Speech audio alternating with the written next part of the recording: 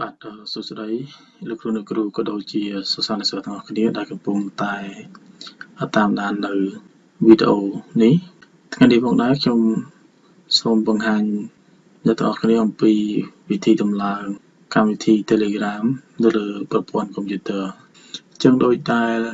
អ្នកទាំងអស់គ្នាបានឃើញស្រាប់ហើយកាលពីវីដេអូមុនខ្ញុំបានបង្ហាញអ្នកទាំងអស់គ្នាអំពីការដំឡើងកម្មវិធី Telegram នៅក្នុង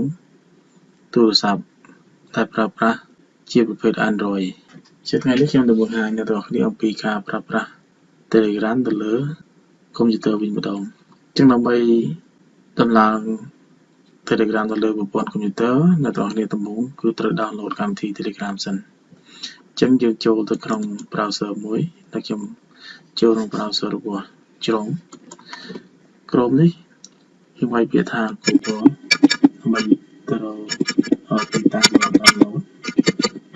google.com តើមកនៅលើ Google browser នេះកន្លែង search នេះគឺអ្នកទាំងអស់គ្នាវាយពាក្យថា Telegram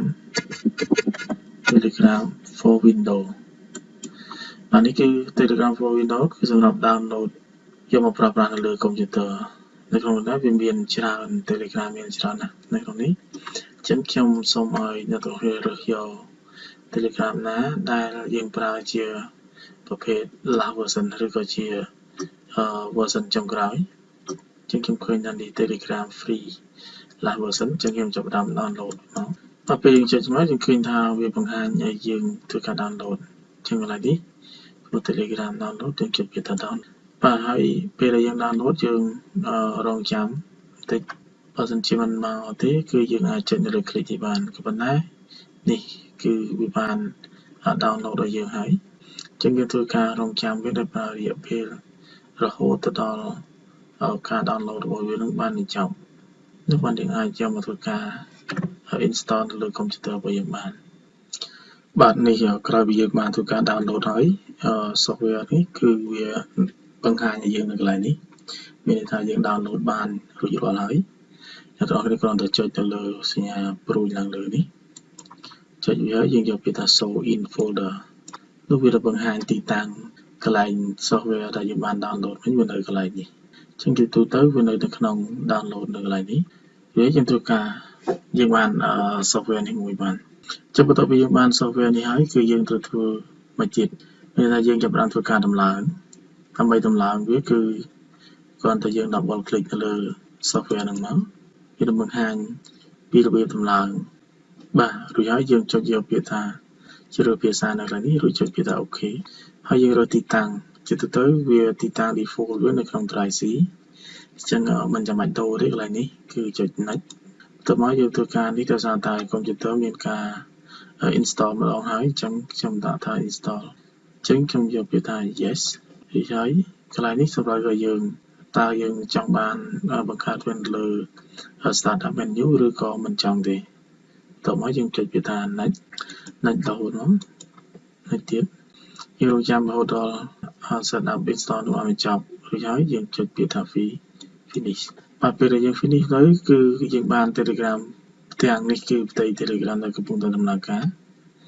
ជាងដើម្បីដំណើរការ Telegram របស់យើងធ្វើការបានគឺយើងចុចនៅលើពាក្យថា start message រួចហើយកន្លែងនេះគឺឲ្យយើងរើសតែជាការយើងរើសឲ្យប្រើ QR code ឬក៏ចុចទៅលើវាយលេខទូរស័ព្ទចូលជាងទៅបើសិនជាយើងមាន QR code យើងគ្រាន់តែថត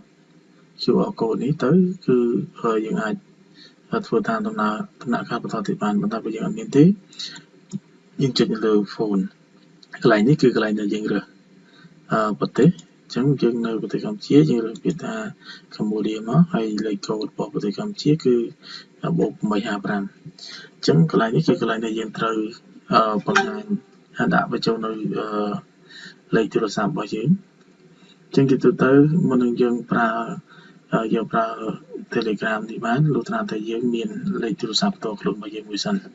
ដើម្បីទទួលនៅ verification code របស់វា